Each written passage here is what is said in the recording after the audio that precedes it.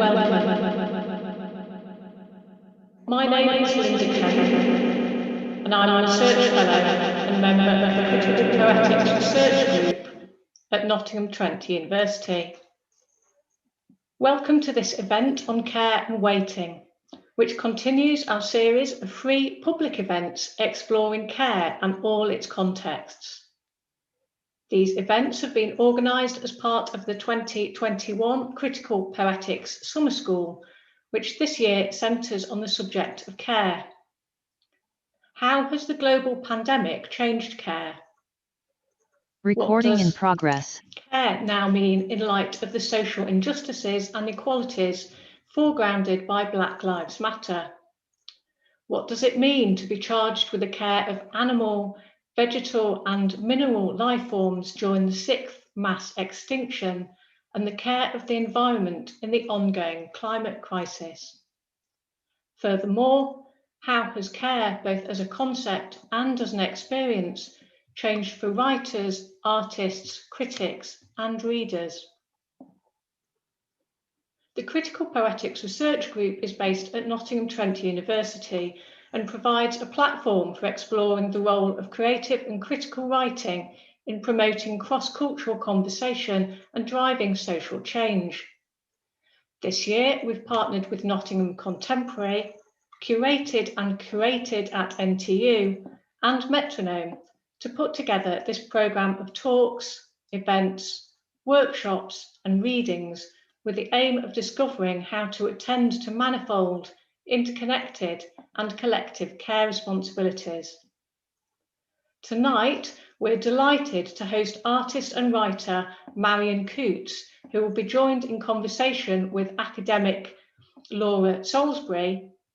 It is now my great pleasure to introduce them both. Marion Coutts is an artist and writer. Her work has been exhibited widely, nationally and internationally, including solo shows at Bluecoat Gallery in Liverpool, Chisenhale Gallery in London, Yorkshire Sculpture Park and Vauxhall Gallery in Warsaw. Marion has held fellowships at Tate Liverpool and Kettle's Yard in Cambridge and was a Rome Scholar at the British School of Rome. Her first book, The Iceberg, won the Wellcome Book Prize in 2015. It was shortlisted for the Costa Book Award, the Samuel Johnson Prize, and was a finalist in the US National Book Critics Circle Awards in 2017. In 2018, she was the recipient of the Islands Arts Writing Residency at Fogo Island, Canada. The new publication, Pluton, will come out with Art Metropole Toronto in 2021. Marion is a reader in art at Goldsmiths College, University of London. Laura is Professor of Modern Literature and Medical Humanities at the University of Exeter, where she works in the Department of English and Film and in the Wellcome Centre for the Cultures and Environments of Health. Laura has published widely in the field of modern and contemporary literature, in critical theory and in medical humanities, particularly on the relationship between neuroscience and modernism and on time and care. Her books include Other Beckett with Daniela Caselli, Neurology and Modernity, A Cultural History of Nervous Systems with Andrew Shale, Samuel Beckett, Laughing Matters, Comic Timing, and Kittler Now, Current Perspectives in Kittler Studies with Stephen Sale. Laura is currently co-principal investigator with Lisa Barrister from Birkbeck on a 5-year Wellcome-funded project called Waiting Times. This multi- and interdisciplinary project examines what it means to wait in and for healthcare. Laura is president of the Samuel Beckett Society. Thank you very much, Linda. I'm truly honoured to be in conversation with Marion tonight and to be able to listen alongside you to her reading from The Iceberg. As most of you will know, The Iceberg is an account of Marion's husband Tom Lubbock's diagnosis of a grade 4 brain tumour a tumour that would go on to cause him to lose his capacity for spontaneous speech and writing, and would lead finally to his death in 2011. Tom Lubbock was well known as the chief art critic at The Independent, and I remember reading his extended article in The Observer in 2010 called When Words Failed Me, which detailed his experience of illness and increasing linguistic disability. In his wonderful book, Until Further Notice, I Am Alive, published in 2012, Tom uses his particular life world of being an artist critic to close read the experience of being thrown to the side of a world that can be inhabited and represented with transparency and ease. Marion's book, The Iceberg, also tracks this experience, inhabiting the space and time of living together with the diagnosis of terminal illness. Both books are clear that such a diagnosis and a set of symptoms cannot fit into standard narrative temporality. Tom's aphasia produces new time, a waiting time that haunts communication as language stutters and turns back on itself. But aphasia and its disruption of the ability to use language in a way that follows the speaker's intentions also comes into a relationship with the reshaped and sometimes strangely still temporality of the end of life and the means for representing it. Tom notes that living on uncertainty in the face of a clearly truncated future means that although, quote, we live in stories, shapes, trajectories, I don't know what my narrative frame is. Marion's book partners and mirrors this difficulty, impressing the need for a, quote, nuanced, acclimatizing story with a ready line to follow, especially for their young son. But Marion writes, there will be no happy end, no moral neatness, no rhyme. Mostly we perceive time as flowing forwards, and language uses this assumption to form propositions and to convey intentions and ideas. But one of the remarkable things about Marion's book is its insistence on following the eddies of time that curl within an unstoppable trajectory of loss. Time seems to gather and condense and to become tricksy, to use Marion's own terms. So this is a book that looks very hard and attends very carefully to the radically reshaped temporality that comes at the end of life. It's a book that looks to take care of the contours of the experience that has been lived with and lived through. It's a book of care in the sense that it gives an account of what it means to look after someone, to tend to them. It's also a book of care that takes the term back to its very oldest usages, so care as grief, lament, and mental suffering. But it is finally a book that attends carefully to experience. It offers care in terms of cautious and focused attention. So Marion is going to read some sections from her book that speak particularly to some of these ideas tonight. And there will be some time for at the end for specific questions from the audience. So I encourage you to put questions in the question function of YouTube. And I will be happy to put some of these to Marion. So Marion, over to you. Thank you very much, Laura. So this is a book. The Iceberg is a book written in numbered sections. I'm going to go right in at the start and I'm going to read you 1.1. A book about the future must be written in advance. Later, I won't have the energy to speak, so I will do it now. The others are near. I can touch them, call them to me, and they are here. We're all here. Tom, my husband, and Ev, our child. Tom is his real name, and Ev is not really called Ev, but Ev means him. He's 18 months old and still so fluid that to identify him is futile. We will all be changed by this, he the most. The home is the arena for our tripart drama, the set for everything that occurs in the main. We go out, in fact, all the time, yet this is where we are most relaxed. This is the place where you will find us most ourselves. Something has happened, a piece of news. We've had a diagnosis that has the status of an event. The news makes a rupture with what went before, complete and total, save in one respect. It seems that after the event, the decision we make is to remain. Our unit stands. This alone will not save us, But whenever we look, it is the case. The decision is joint and tacit, and I'm surprised to realize this. Though we talked about countless things, talk is all we ever do. We did not address it directly. So not a decision then, more a mode, arrived at together. The news is given verbally. We learn something. We are mortal. You might say you know this, but you don't. The news falls neatly between one moment and another. You would not think there was a gap for such a thing. You would not think there was room. The threat has two aspects, a current fact and an obscure outcome, a manifestation of the fact. The first is immediate, and the second talks of duration.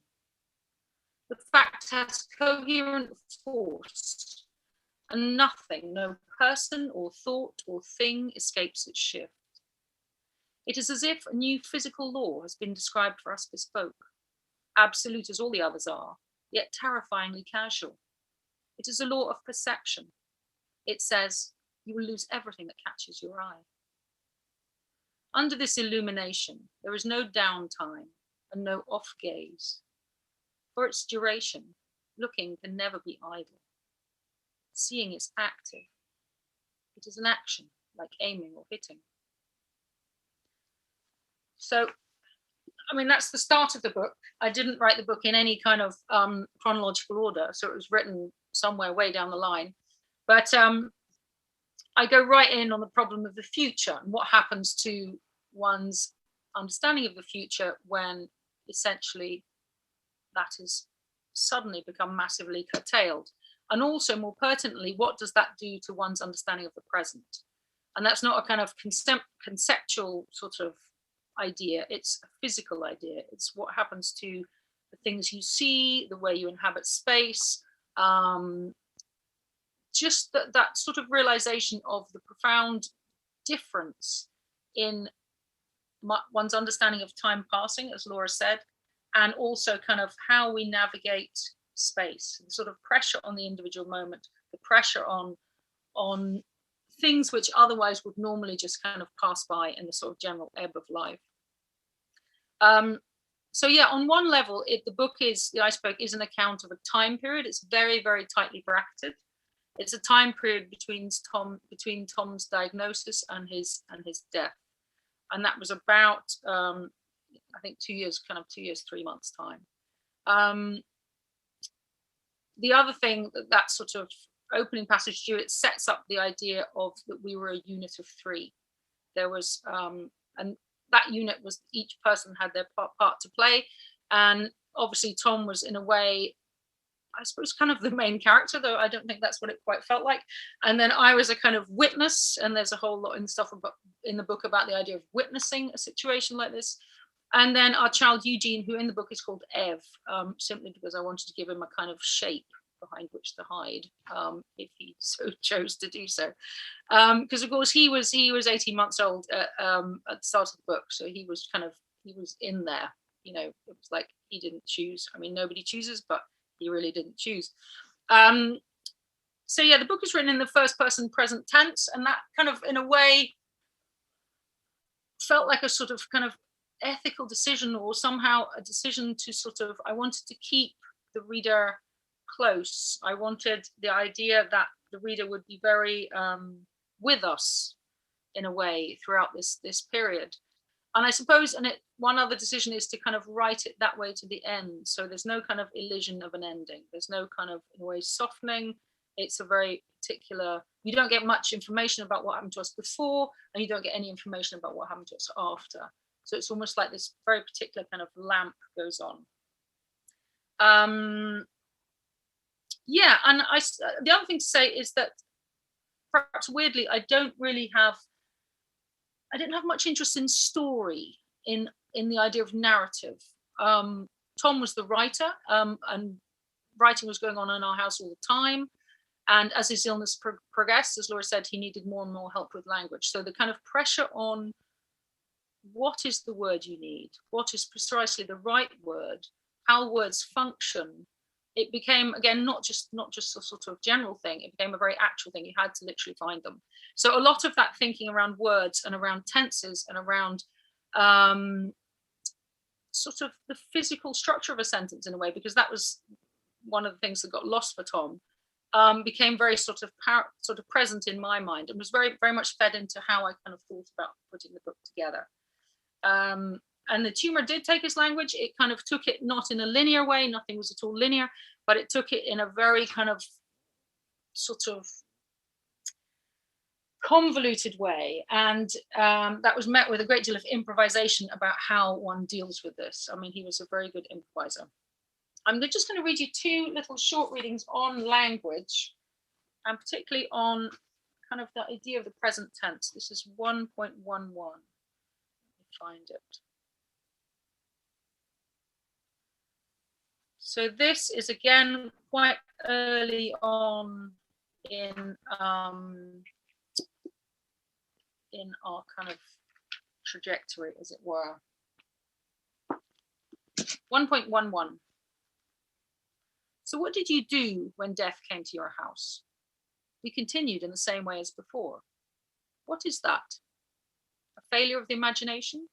Are you in denial? This is not wholly true.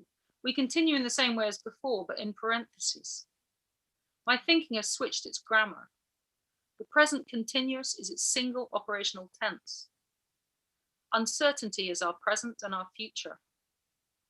Unlike an abstract or esoteric linguistic problem to be puzzled over, this has the force of a wholesale conversion experience.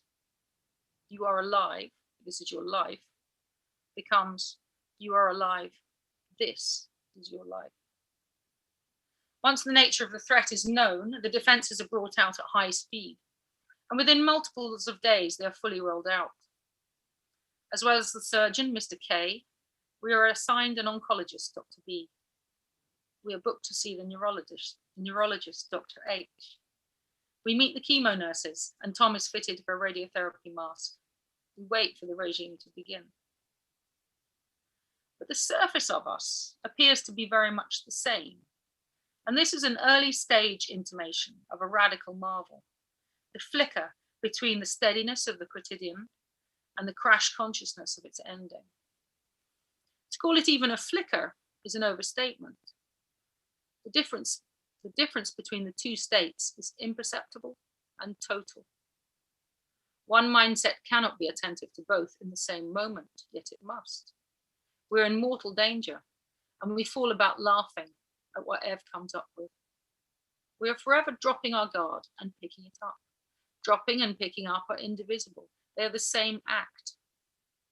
The two states are so fused that the switch is not apparent.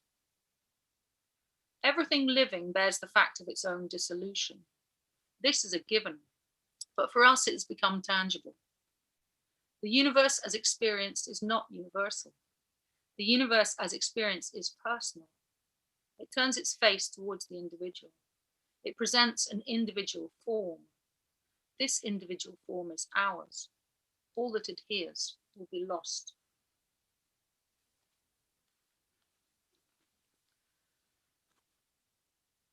Very briefly to talk a bit about the structure. The book was written totally out of chronology. And I thought for a while I might publish as a kind of shuffle book so that people could kind of remake their own story. And that was partly, well, in a large part, that was to do with a kind of real desire to go against linearity. We were very anti-linearity. The idea of that this would be a sort of traditional unrolling of time in which we had a diagnosis, we knew the ending, and so it goes, was really something I worked very hard to counter. I suppose we both did. And the question of what you know and when you know is quite slippery. So it's written in these very short numbered sections, and initially it was written as sort of just docs on a computer, and sometimes a document would just be, the whole of the document would be in its title, so there'd be very little, and then the thing would get written later. And sometimes the document would be actually quite sort of baggy and then would have to be again curtailed. And I suppose the other thing to say is at the point of putting it together, I didn't come from background of any kind of work like this, any kind of sort of the idea of writing a book. The idea of writing a book came much later. So my background is as a visual artist. I make films, I make videos, I make works of sculpture. So I'm very much dealing with sort of objects and how things look, and ideas around duration, ideas around the role of the edit, the cut, the sort of the long shot, as it were. And again, as I say, tends not to be very narrative sort of focused in a way. But I suppose at a certain point when I thought about the idea of writing a book in which it was all jumbled up, or like the ending might be at the beginning, I thought that seemed very gimmicky. And I thought that the writing, or it seemed to me important to have in the writing enough kind of almost like drag or kind of anti-linear drag that actually you could put it chronologically, and that kind of force would still come through. So then I had the task of sort of piecing things together, and literally I put it all as a collage on the floor and kind of worked it out on pieces of paper. And it was quite difficult to just kind of make those sections sit coherently in a way, because some sections talked about a situation which was 3 minutes long, some sections talked about a 6-month period. I'm just going to read you a short section again on Eugene's language, because all the while that this was going on, our child was kind of growing up essentially. So there's quite a lot in the book about his language and the role of his language growing, and what happens with, so it's kind of developmental time and almost kind of like anti-developmental time. So this is a very short section, again, from very early on in the book.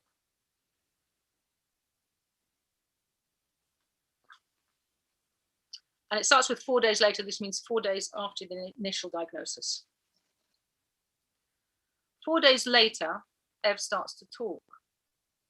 His sounds have been buffering at meaning for weeks, but now they emerge as his own handiwork, and he sets them gently one beside each other in lines. I'm surprised by this development, but everything in this time is unfamiliar. Other people, preparing meals, the view outside the window, the first thought in the morning when I wake, Ev's face. It is all something I must get used to. And so his talking is just another thing that has occurred. It runs along in parallel to the main. Children are born into language. They understand the nuances of speech at birth. And Ev has been listening to our ceaseless chatter for months in the womb. He's been read to and sung to and laughed at.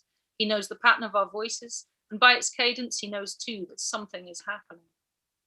My face signals it, and the sudden sparks of urgent conversation, the gaps that follow.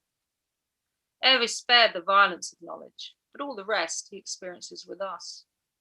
We will learn to be articulate about this together. We are at the beginning. The impact on our house feels physical. It is as if we have reconfigured the internal architecture, or moved the position of the house subtly by degrees with respect to the sun, so that the light falls oddly within it. But in the midst of this derangement, Ev's vocabulary, as he presents it to us, is superlatively normal. He has no words for fear. He says daddy to mean either of us, key for monkey, and oh no at all upsets. S serves for snake, the letter S, and any linear thing, like a belt or bit of his railway track. He says click for light, and star for monster, gacketa for tractor, and soon has a small handy clip of words like digger, apple, spoon, butter, cardi, eye, toast brush. Seam means machine. He can do 2, 3, and 4. And in a way that is entirely normal too, we poke him and spur him on. This is what you do with children, goad them for your own enjoyment. Make a noise like a volcano, we say. Make a noise like a firework. Make a noise like a dinosaur. His eyes are merry. A small, sweet, plosive sound comes from his lips. After each entreaty, the same noise. A breath out and a consonant mixed with spit. It seems to me there's something very, that as you're articulating it and as you're reading it, there's this sense of a kind of pull between the need to stay in the present and the ways in which a diagnosis throws people back onto the present because the future becomes truncated in various kinds of ways. But also a need in the book to bear a kind of witness to the sort of pull of linear time isn't quite it, but the fact that things do move forwards in some way, you know, and in one sense this is a movement towards death, but also a movement towards growth as far as Eva's concerned. And it's that part of the tension between those two things feels like a very difficult balance to hold together. But I was thinking about the ways, I mean, it's very interesting that, you know, with some of the clinical writing on aphasia, right from the sort of late 19th and into the early 20th century, represents aphasic disability as a kind of inverse of the child's way of learning. So the aphasic person is, in some of these early accounts, is reduced to a kind of experience of the child. But it seems that what's going on in this book is much more attentive to the sort of impossibility of things either going fully backwards or fully forwards. Yeah, I mean, it was sort of very, it's funny because when I was thinking about the idea of, do you know, I'm just going to have to take one pause. Excuse me. Can you just excuse me 1 second?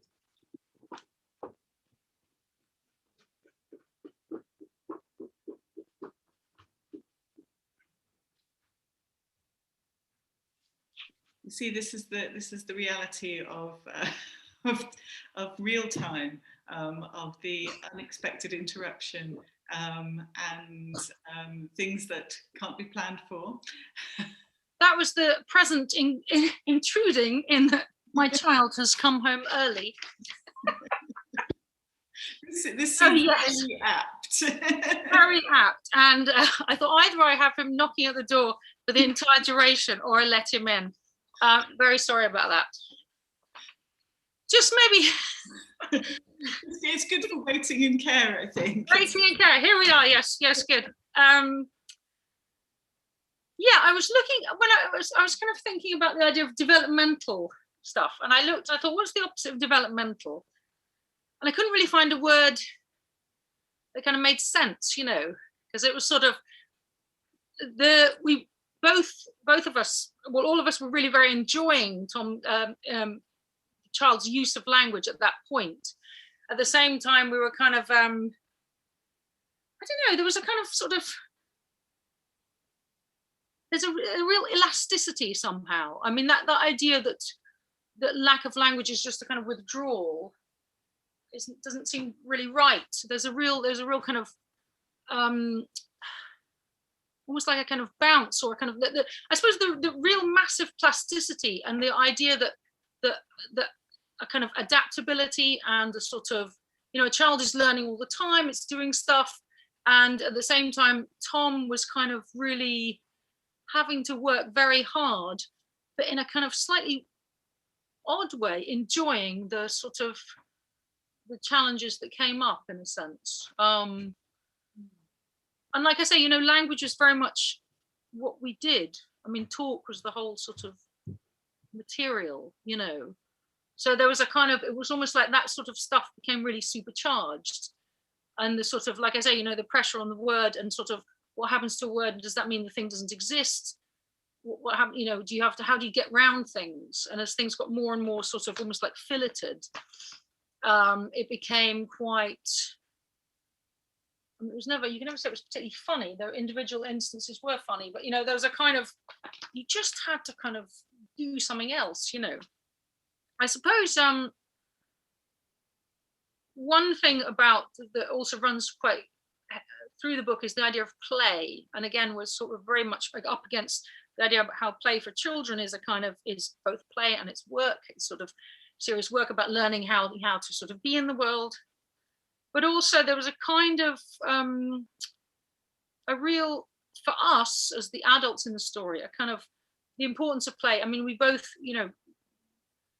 we very much enjoyed each other's company. We didn't see why we should not enjoy each other's company under these circumstances. So that play became, or making a space for play with another otherwise extremely unplayful zone, as you can imagine, became quite an important issue, really, and quite an important point. And because play also kind of is in a way that's like your right to context, your right to selfhood, your right to kind of autonomy. And if you have time to play, if you can carve out time to kind of play or to have that attentiveness to something, and again, there's a lot of things in the book about looking and being attentive, then you're doing more than just surviving. You're having kind of agency within your life, I guess, and that became more and more important for us. I don't know if that really answers your question. So I got thoroughly derailed by having to go down and answer the door. But anyway, yes. I mean, one of the things, again, it's how to operate under conditions which are by their nature kind of untenable, really. The idea that, what do you, if nothing's going to last, what do you do, And there's this great line in Tom's book and in Until Further Notice I'm Alive, which says, of course I am helpless. So what do I do with helplessness? So I think there's a real kind of there's a real sort of almost bounce in that, the possibilities become quite open in a funny way. It's interesting you talking about play, and I suppose one of the things that both, having a baby or a small child suddenly entering your life and having a diagnosis of the sort that Tom did was it suddenly throws you out of the kind of temporalities that we normally live in, like the going to work and the sort of the ways in which time is usually cut up and packaged for us, and it throws you out of both sort of normative work and normative leisure into another kind of presence. And with a small child, you suddenly start to see things anew. But there seems to have been a sense in which the kind of present that got made during this experience was another way of seeing the world anew and playing with it, even amidst its difficulty. It felt really important to do that, and again, it felt like an act of sort of, a sort of, what's the word? It's kind of an act of power, I suppose, isn't it? Really.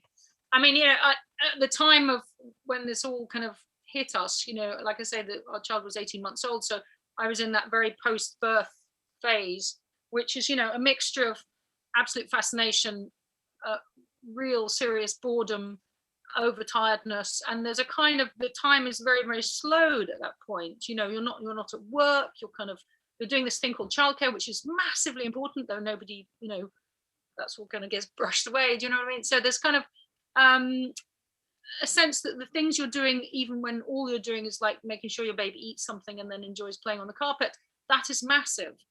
But that is also an entire afternoon can go by doing very, very small incremental sort of things in a way.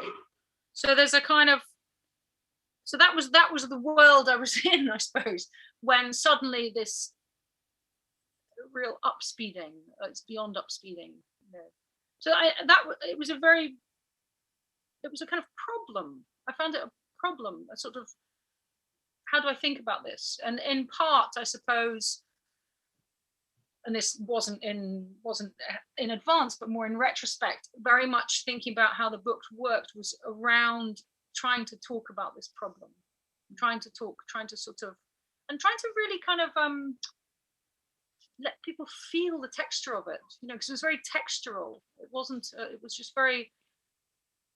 There was something about the sort of closeness of it and the texture of it that I felt was really worth thinking about, really worth talking about, as it were. And the idea of how everything happens at the same time, like dropping and picking up, is that it's like you can't even separate out things anymore. It just becomes this sort of strange sort of glued together, but somehow massively expanding sort of scenario. I'm going to read, there's a section called Spring, which I'll read, which is kind of really sort of about that compression of experience in a way. What is it? It's 2.1. It's very handy when you write a book in sections. You can just go immediately to chapter. You said not going immediately to chapter. So this is at the start of what's called section 2. It's written, the whole thing is ordered in 3 long sections, which are divided into short numbered subsections with a tiny coda. I think that was the only way I knew how to do it. But this is 2.1, and it's called Spring. It's not called Spring, that's the first word in it, but I'm going to read it anyway. Spring, there's going to be destruction, the obliteration of a person, his intellect, his experience, and his agency. I am to watch it. This is my part. There is no deserving or undeserving. There is no better and no worse. Cold has pained the ground for months. Now the garden is bursting and splitting. From the window each morning, I mark the naked clay seeding to green. I'm against lyricism, against the spring, against all growth, against all fantasies, against all nature. Blast growth in all things that grow. It is irrelevant, stupid, a waste. As nature is indifferent to me, so am I to it. As the air outside thickens and the warmth encourages the earth to release its smell, something is starting to go wrong. It is now March. I say it is March the 11th. In 1 week, Tom will have another scan. This is the one to fear. Today, as he stands mid-morning by the kettle, chatting and making tea, his language trips into rhythmically correct nonsense. It is ludic, quickly recoverable, but it does not sit either with fits or with his usual verbal slippages, and we note the difference in its texture immediately. It is as if language problems are self-seeding and taking root elsewhere. The primary confusions up till now have been in epileptic shocks of greater or lesser intensity. Some lie under the radar, barely registering. Others are brash. He's silenced and cannot frame a sentence with meaning. When this happens, the thought that no sense will ever be made again is visual, like a solid mass, as real as an object is real, a tin or a plate or a pen. For him, it is different. Fear is not the issue. Even in the thick of it, he's always trying to work out what is going on, to test himself. He's his own best monitor. There have not been so many fits, but outside them complexity is multiplying, and thousands of lesser confusions also occur.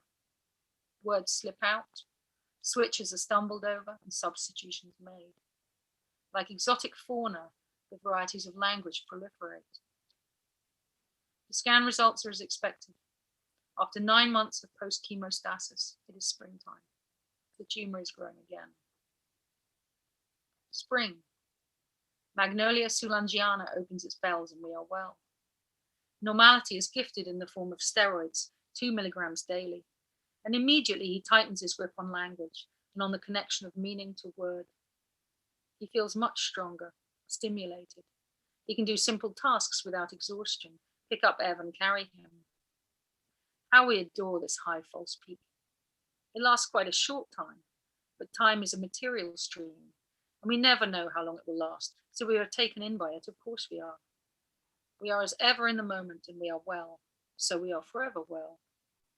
We're not sanguine, but we have been here before. We're doing our work, and we know what the work is. We know we're good at it. We splash about like birds in a bird bath.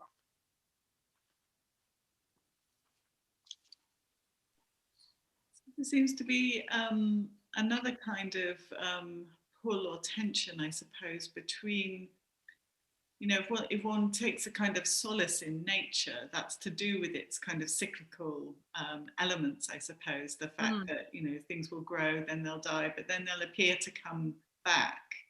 And of course, the reality of one can't conceptualize human life in those terms, and the kind of growth that accompanies a cancer diagnosis is one that one needs to feel that one's pulling back from at each point. But I suppose this is trying to sort of maybe get me to articulate slightly better the thing that I was wanting to think about earlier, which is this attention to the present that the book, this extraordinary attention to the present that the book manages to enable, whilst bearing witness to something that is irreversible. You know, that time can't just be turned back, that the cycle can't just suddenly start again. And it's a very difficult formal problem, you know, never mind a kind of emotional or human problem, but it's a difficult formal problem to manage within the kind of the nature of the linguistic sentence. Yeah, it's kind of, and also the kind of the idea that the present contains multiples, you know, and you kind of have to slightly, you just, I don't know, to be aware of that is, I agree, extremely difficult formally. But it's kind of, again, it seemed like that was what was the thing to think about. And that was the thing to notice. And that was the constant amazement. I mean, it wasn't amazement, you know, it was like it was a sort of, you couldn't kind of get around it. You just had to kind of work at it and try and sort of, I don't know. And obviously, you know, you live your days, and some days felt like 100 years and other days they just went. But I suppose that the thing about, you know, we are well. I mean, you know, we were in the moment. If we're well, we're well. And that you'll live within that well moment within a sort of longer time frame, you know, and you have the sort of time frame of diagnosis, or you have the time frame. And we were always waiting between these scans, you see. Again, that's the idea of, we called it the scan of span or something, or span of scan. I can't remember which way around it was. But the idea that, you know, you have this sort of completely artificial framework that determines a lot, you know. But do you hang out and just wait for that time to come up, or do you live that time? I mean, it's, you know, it's sort of, and how you utilize that and what you do with those kind of artificial frameworks. That seems to be the matter at hand. And that seemed to be the work. And that seemed to, again, that sort of attitude of, and it wasn't even, I don't know, it wasn't even an attitude really, but that's sort of the idea that, you know, everyone brings to bear their own hinterland, or their own kind of way of doing things, or their own sort of, you know, sets of assumptions. And there's a sort of, I don't know, there's a kind of continuum, that the idea of that there's a continuum as well as constantly being sort of compartmentalized somehow. And that's a real tension, that sort of inertia, velocity thing. There's a lot of stuff in the book about that elasticity, I think. Yeah, I was thinking as you were speaking about, there's a book about experiences of chronic illness by I think she's a medical anthropologist, Kathy Chalmers, where she talks about the difference between people who are able to live from day to day and taking each day as it comes, and the idea that, you know, being able to kind of inhabit one's time, the time that one has. But there are also times where you just inevitably feel pulled along by time that is completely out of your control. So you're just kind of holding on between being kind of catapulted from one day to another. Yeah. And then there are those times when one can take each day and meet it and inhabit it in some way. Yeah. I could read, there's two sections about kind of speed. Because what happened, I suppose we were, you know, in and out of hospital variously, and mostly a lot at home. I mean, there was a lot of this. It's funny actually doing this reading now, because I'm in the room where such a ton of stuff, you know, there's a lot of descriptions of this room I'm in, you know, so I felt very conscious. And I don't normally sit in my own room reading my own book. So it's quite a sort of, I'm suddenly very conscious of the sort of the way it goes here, if you see what I mean. But I'm going to read, there's a section on the hospital, and then there's a section on, because what very sort of about in December 2010, we Tom got a place in the hospice. So there's quite a lot in the book about the difference in how, in a way, time unfolds, or the kind of the ethos of the hospice versus the ethos of hospitals. So this is 2.15. So I'll just read these two sections. Here we go.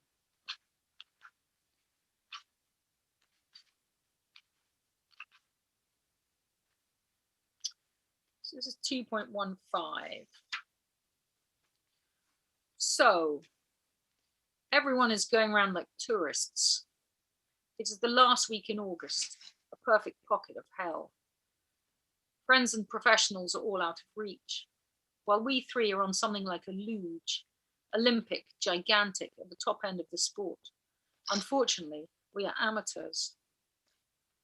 August from its first to its last day has been like this, a designated disaster zone, dates crossed out on the calendar like grazes or scars, and dotted with emergency notes scribbled in pen.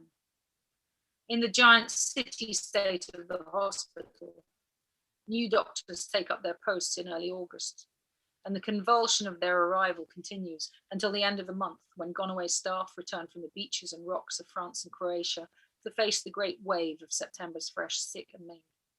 Emails go unanswered, messages do not get passed on, dates for procedures come and go, post-it notes go missing, and questions float wistfully in the air. Meanwhile, we, outside the institution, outside of everything, are well underway on our own steam. We howl along, all three of us together, with knocks and shocks and sudden upspeedings round curves skewed tight enough to spill us right out, and our bones and skin are broken and torn. But there's always more bones and skin to be mangled. Like a miraculous Catholic bloody endurance sport, there is always more. In the space of 3 weeks, between us, we've had hospital stays, fits, diarrhea, speech loss, tonsillitis, swollen feet, mobility loss, demoralization, ambulances, flu ear, and holidays. Everything happens always and forever on holiday. But we are not tourists. We travel tightly baggaged with our lives. There is nothing left at home. And then there's another section a little later, which talks about our kind of entry into the hospice. And the hospice for us, even that, and again, that was a real, there were so many contradictions, because of course, when you give out the news that, when we gave out the news that Tom was going to the hospice, there's obviously real terrible sadness at this. This is the hospice. But for us, it was absolute elation, because it was a place where we could be, you know, and it was a place which actually all the kind of vicissitudes of trying to survive within hospital became, which is, you know, they've just kind of taken care of it. So there was a constant, and again, that's that sort of real struggle between sort of experience as it might seem and experience as it is lived. That was a real kind of thorny problem. So yeah, this is a little bit about the hospice. So yeah, this was written once we got into the hospice and we were told that we could stay there, which wasn't actually a given. So when it mentions the other hypothesis, that refers to what had been the very real concept that we've just been in hospital again until Tom died. The length of a day is no longer the measure it was. Days are no more use as yardsticks, nor hours, nor afternoons. It seems rare to have had such multiple experiences of time jammed so hard together. It creates its own kind of luck, a weird and elastic buoyancy beyond the usual rules, as if we've been outliving ourselves all the while. In the hospital, we were pitching down a vertiginous chute at dangerous speed. Where were we heading? The aim in retrospect was simply not to die there. Before that, in those weeks of trying to keep together at home, weeks or was it months? How long? Neither time nor momentum was measurable. There will be an equation for it, but I do not know it. We worked 3, 4, 5 times as hard to stand still. I'm not frightened. The only time I'm afraid is when I think back to the time before. I look at the other hypothesis, the what might have been seen, now that it's been folded up and put away.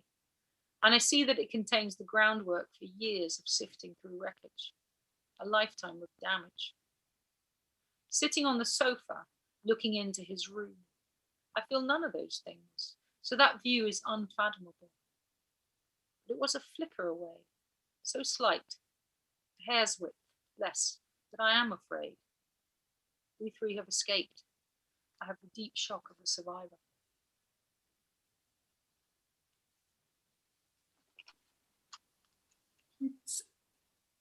Those two readings, they make me think very much of I suppose, of a kind of classic distinction that's made in terms of care, which is between acute care and a more kind of chronic care. And the way in which something that is acute, that is framed as crisis and emergency, and how hospitals in many ways have to, I mean, that's what hospitals are there for, and that's what they're good at. But it makes, it doesn't make living through that time very easy at all. No. It's not a time that can be easily inhabited. Whereas the time in the hospice, if we think about taking hospice back to its sort of original root of the idea of a sort of shelter, a shelter for time and a shelter for experience. I remember talking once to the person who directs the hospice here in Exeter, and he said, well, with palliative care in hospice, your care intervention is either timely or untimely. You know, if you miss it, then you've missed it.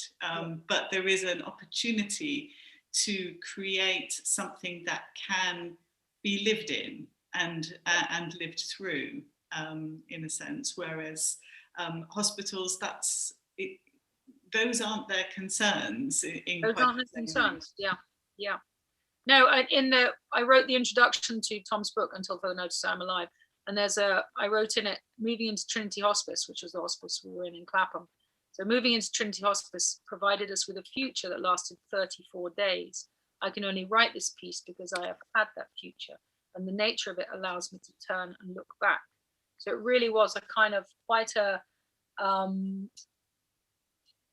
just that idea of, for a start, we could be there as a family. You know, the unit that we had was so kind of strung out and unviable. You know, you can't have a young child on the ward, all that kind of stuff. So there was a sense that we could, and it really was in a sort of very true sense, the sense that we could be at home, you know, and we were very much welcome to be at home. And then again, that business about how you do that. And immediately once we knew that, it's almost like we wanted to take everything with us in a way. And I remember I bought the standard lamp, which is just over there, took that in. There was no necessity to do that, but it was because you could, and because actually that gave pleasure. And that sort of was a kind of, you know, it became this kind of weird sort of beacony thing. So yeah, everything, and really the pace of the book is much, much slower, and talks about external markers as being the markers, like the actual fact you could pay attention to Christmas, you know, without kind of having some other panic, you know, or you could pay attention to it, you know, so actually other people's markers and the sort of the general seasonal markers, you could suddenly look and go, oh yes, they're still here, you know, they still matter, kind of thing. There's a place, I can't remember exactly where, in perhaps one of the introductions, where you talk about this time that you're granted in the hospice as a kind of luxury, and in some ways, it, you know, that feels a very it's sort of strange, counterintuitive in some ways to think of that experience as being something that is a kind of gift. And that feels almost a sense like one isn't necessarily entitled to it, but something came together which enabled this. But I suppose it also, it brings to mind the reality that so many people aren't able to access that kind of care. I was absolutely massively aware of that. I mean, it was such a chance thing. It might not have happened, yet at the same time, the business of advocacy and being able to advocate and who gets heard and who can argue, that was really huge in all my encounters with, major medical institutions. And I was very kind of aware that, I'm a person who actually has a lot of facility to be heard. I come almost with that, and in a certain, it's almost like a kind of expectation to be heard or be able to make things happen. And that was very, very clear that isn't everyone's experience, So I did feel like a gift, and it felt, because it was pretty, it very easily may not have happened. Timing might have been wrong. Certain things might have, there's these things were so chancy. So it felt like a gift, but also it felt like such a massive thing, particularly, again, because we were a unit of 3, and, the idea that for a child, they could have that time, which is actually, it was about a month, but it's quite a long time in the life of a child, experiencing life together in a scenario which wasn't, even though it was massively under duress, it wasn't in a, total, it wasn't chaos, there was a sense that there was a certain regularity, and there was a certain expectation, and people could visit, and all that felt massively important.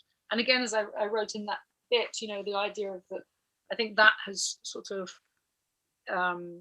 that's something I look back on as, for me, as a really important gift, I suppose, within my experience, that I don't know, I have that, we had that, whatever. I think in lots of the work that we've been doing on our project about waiting and care, there is this sense that, frequently waiting is experienced as a kind of lack of care, as a kind of abandonment, sometimes neglect, sometimes even abuse, the way in which, we tend to talk about waiting time. But there is a possibility, as you articulated in the book, that if that waiting is given a kind of shape that can be held, and that can be, then something can be inhabited and lived in that way, and a sort of waiting with one another, when the waiting for is that's not the kind of temporal trajectory that one can live in at that moment. Yeah. Well, the thing we most wanted to do was to hang out together.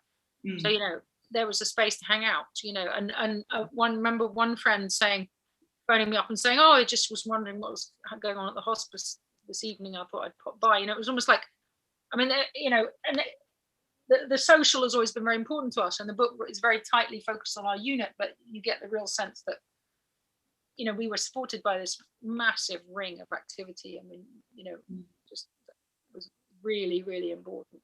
Yeah. And that was both from professionals, but also from a kind of, the sort of, Tom was very social, and so his kind of appetites for the social became absolutely gargantuan towards the end of his life. So it was almost like that was fuel. There would never be an end to people coming to see him. Why would there be? Why would you want to stop people coming to see you? Just keep them coming. And in the hospice, you'd come at any time. You'd come in the middle of the night if you wanted. Yeah. So that really, really suited us, and that really sort of made a difference to us. So that sense in hospice of the kind of the importance of the timeliness of care, as opposed to, other kinds of trajectories around moving towards treatment or cure or tests, and the kind of temporality you were talking about earlier. This is a much more, in a way, it's sort of a much more domestic sort of setting. Yeah, but a very sort of powerful, a sort of, because one of the things about the hospice is also that I wasn't having to speak. I wasn't having to kind of be the advocate. I wasn't having to argue. It was almost quite weird. It was like my needs were suddenly met. Everyone knew the score, that this man was being cared for, and he would die there, and he'd be cared for to the best of everyone's ability, which was super massively much. And I didn't need to go out and fight for this or that. So for me, it was a really big step back. It was a really big sort of an important moment in a way. Shall I read another section? I want to talk a little bit about kind of about attention, about the paying of attention. I mean, one of the things, there's a lot of art in the Iceberg. There's a lot of talk about art as encountered, or, you know, it's like, you know, there's sometimes it's, we went to an exhibition of Liz Arnold, there's a work by Jeremy Della. So very much the idea of kind of objects or films or items which are, you know, artworks as sort of almost punctuation in the text, but sometimes it's also kind of thinking about artworks as almost like objects to think through and think with, which is something I do quite a lot, I think, and or kind of condenser of meaning. So I'm going to read this little section, which is actually about quite early on. What number is that section? Hang on, let's find that. Yeah, it's 1.26. It's called The Smallest Things Have the Greatest Mass. And I suppose this business about when you're looking at something or when you're attentive to something, again, you're slightly in charge of your own existence to a degree. You're not just running about. And so there are moments of kind of stillness. Let's see if I can find it. Hang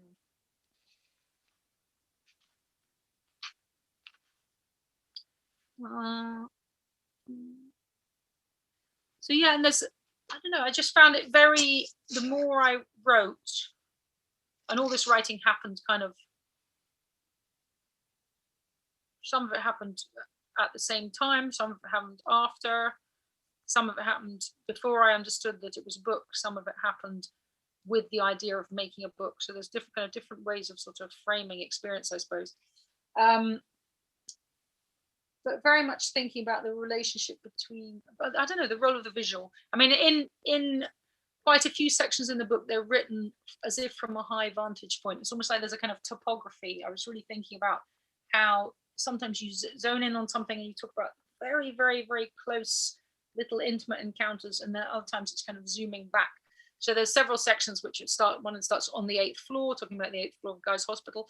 Another starts about on Furrell Beacon. So they're these kind of high arc pieces, and then the other sections really go very sort of macro in a way. So this is 1.26. The smallest things have the greatest mass. The smallest things have the greatest mass. Traveling is a risk. Going anywhere is a risk. So you could argue that we may as well be in Spain. We go to Madrid. A flat white cloud like a neat child's drawing outlined in blue hangs over the city. We're at the Prado. Inside, the air is serene. Midweek crowds move evenly in a herd days. We've come to see the Goya rooms, where the full-length canvases show uneasy courtiers and sullen kings waiting for the Republic to hit them like a rain of eggs and rotten fruit. From afar, I see a tiny painting, more potent than anything in the room. The picture is called Vuelo de Brujas, The Flight of the Witches, and it's from 1798. I touch his sleeve and pull him over. A man runs towards us, blinded by a sheet covering his head. Behind him on the left lies another man, foreshortened on the shallow ground. He's in despair. He stops his ears and wants neither to hear nor see what is going on. The foreground is a strip of sand, and the background noir speeds onto it, soaking it up like a blotter. To the right stands a donkey, dark as a lever. The donkey's head and skinny neck jut into the painting, and its baggy nose grazes the edge of the sand. Flying above are 3 witches, their limbs plaited together like an airborne puzzle or pretzel. They're carrying a 3rd man, who's struggling for his life. What will they do to him? No good. Their faces are intent and shadowed, impossible to read. The witches are naked to the waist. Their tall, split-spire hats of pink, yellow, and blue meet in an apex at the top of the painting as they attend to their charge. Their flight is articulate and self-generated. Weights and lights and stresses fall precisely for their height and position in the air. How did he imagine this? Unlike most human flyers in paintings, They're not pretending to fly. This is a record of what 3 witches would look like if they bore aloft another person in order to destroy him.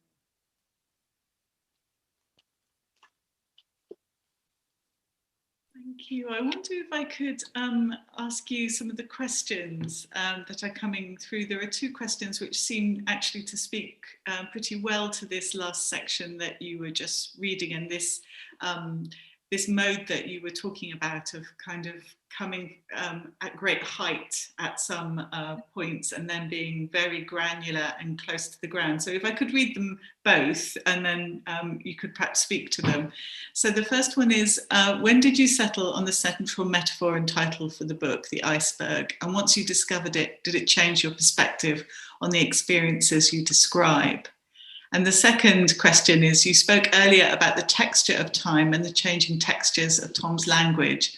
I wanted to ask you about the texture of your own language too. How, as a sculptor, do you work with the material of words to create different textures and forms? How does this relate to other forms of care or care work? Ooh. First question is quite an interesting one. It was a tremendous relief to find the title, because the title I had previously I didn't like at all. But sometimes you're just stuck with things. You're really, really stuck. So actually I had, I don't know, and it's kind of interesting because there was a certain point that the mass of writing, which was always just a mass of writing, there was a certain point when I understood that I could make it into a kind of object. I always think of that the book is a kind of object, and so it has to be kind of arranged. And I'm very sort of focused on the sort of, and it's partly to do with, you know, the structure I've come up with, the very sort of, it's almost kind of,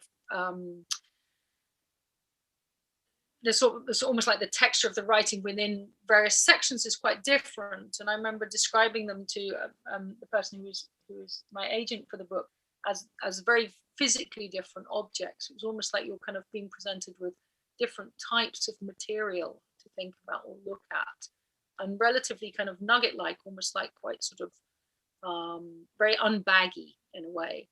And but I didn't really have a kind of title that made any sense, and they were a bit sort of, yeah, kind of weak. So I suppose, and there is a mention of an iceberg in the book, but it's kind of quite a different. It's to do with kind of crying during counselling, sort of, you know, sort of like just, you know, you start to cry and then you just think the whole room's gonna be awash with water and we're gonna flood. But I like the idea of an iceberg because of its solidity and because, of course, it has its potential to disappear entirely. You know, so there seemed to be quite a good. There seemed to be quite something in there that I really was enjoying thinking about. And I'm never going to remember this. There's a quote. No, I'm not even going to go there because I can't remember it. But it's a really lovely quote. Let's never mind it because I'm not going to remember it. But if I do, I'll post it. But yeah, so the iceberg was a kind of, it made sense to me, and it made sense as a kind of looming, large, terrifying, yet ultimately sort of slightly intangible. Both an encounter with an iceberg is like huge, but at the same time it's made of water. I don't know, there seemed to be something quite, that sort of material nature of it that I quite liked. I mean, I suppose there's something about an iceberg that, you know, we think of it as potentially a harbinger of disaster, Yeah. and the thing that is going to sink what might otherwise feel like it's unsinkable. But as you say, the iceberg is also, I mean, at the moment, icebergs are fragile and precarious, and you know, but they're also very spectacular. There's a sense that, you know, there's a sense of the spectacular and the awe-inspiring and the sort of, again, that idea of an encounter with something. I remember once standing next to a glacier and just it felt like an animal, a giant animal, you know, it was moving and dripping and smelling, and sort of that real physicality of the object. So something really sublime as well. Yeah. And did you have anything you wanted to say about? I mean, you sort of started alluding to this about your practice as a sculptor, and I mean, you talked about this in terms of the structure of putting sections together, and in terms of the texture of words themselves. That's really an impossible question for me. I mean, partly because I'm not really making very much at the moment, and I suppose the things I've been doing most recently, which I haven't also been doing very much of that in a way, but technically, is writing. And I suppose the thing I'd done most recently was take a set of photos when we were on the island called Fogo, which is just off Newfoundland, which is essentially a large granite rock, which is inhabited by about 1,800 people. And I took a lot of photos. Again, it's quite interesting thinking about the sort of the terrain as a sort of almost living thing. And some writing is coming out of that absolutely absurdly slowly, so I can't really talk about it. But there's a sort of, still they're quite kind of, I don't know, I became very, I suppose with writing this book, The Iceberg, which was my first book, it was very, the idea of what words can do was very exciting. And at that point, and again, I write about that in the text, making anything else or going to the studio or making an object for display seemed totally redundant.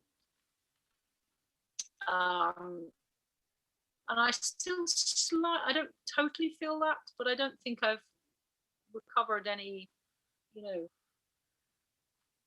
much sort of, I don't know, it's a strange, funny moment. But yeah, so I can't really answer that question in any good way. I do take photographs. I like my photographs, and I'm quite interested in thinking about photographs. That's all I can really. Sort of segues into another question that we have, which is, could Marion talk a little about her experience of writing and care? Writing is, amongst other things, a temporal practice. Has writing about these experiences seemed at times like a form of care for herself or perhaps for others in her care? That's an interesting one. It was kind of, I don't think it was like, yeah, I don't know. It's kind of, that's an interesting point. It felt like not quite an obligation, but I was, once I'd got into the headspace that I thought I was working on a book, I was, in terms of self-care, if I can use that phrase, that was very exciting, because that was obviously written in the aftermath of Tom's death, and it was kind of somewhere to put my head, which was wholly mine, and it was somewhere to kind of, and it was an absolute, you know, kind of zone of power in a way, because it wasn't like, even though the book is very close to lived experiences, it's not the experience, it's a construct. And that gap between what happened, which was, you know, sort of kind of massive, you know, this sort of very upturning event, and the construct, there's a huge, I was very kind of drawn to that arena where you could make something, and you could make something of experience, and in a way you could be very, very personal, but I don't feel it's particularly exposing in a weird way, because it's sort of the idea of the kind of, you know, it's not me. The work is a book. It's a work of language. It's very there were all sorts of things gone into its construction, and so there was a kind of something in that gap was very yes, I liked that gap. I liked how I could operate in that gap, and that felt very important. I didn't really think of the readership, actually. I wasn't kind of doing anything like thinking, oh, this is a book for this, about this particularly. I was very kind of subsumed in a way in the sort of the particularity of it, and the sort of the kind of structural stuff, which I enjoyed a lot. It doesn't really answer the question, I don't think. No, I think it does. I think it's sort of, yeah. And I was thinking about it in Tom's book, if I remember correctly. He's very interested in the question of death and the question of art, and of course the kind of, there's these classic questions about whether art is a way of preserving something, a way of outlasting death, or whether art takes care of particular experiences in certain ways. It allows them to be preserved, or as something to be looked at and looked after in the time that is to come, I suppose. And was there any sense of that in your mind, or was it more sort of this is the wrong word, but to say just, but sort of instrumental in terms of it was something you had to do at that moment as a way of making sense of experience? It was a sort of, it was something I kind of had to do. It was something that greatly interested me to do. It was a form of working out. It was a form of work. It was a form of understanding. Again, that business about, when do you actually know things? You might get told, in this whole journey, we were told things many times, and actually the sort of, about diagnosis or about X or Y, and actually the sort of understanding what you're told comes almost later. So the kind of retrospective understanding in terms of, actually we knew this then. Or what did it mean to know that? What does knowledge do to one's understanding in a way? And so it's kind of, it felt like it was a weird time, because I was doing a lot of editing, really.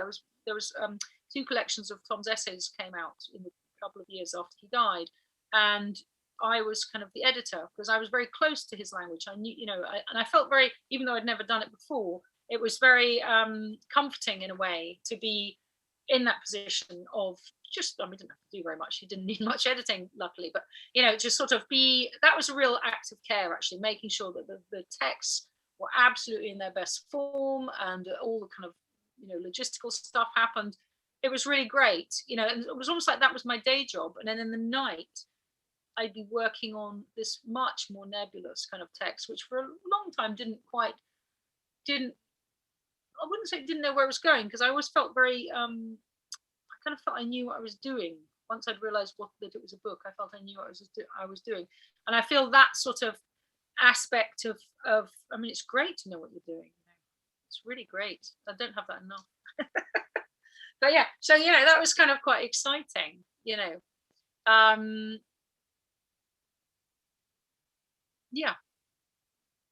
Can I ask one final question, because we're coming up to sort of towards the end now, which is that when you first published the book, there were, you did a lot of readings, there were lots of events that were linked to it, and how is it to come back to doing a reading of this text after time has passed? How has it changed, or has it changed? Yeah, it's really interesting, because like you say, I haven't, it's been a couple of years since I did a reading. And one thing about actually reading is that there was a lot of drafts I made of the book, and I think the 13th draft was, I just read it aloud.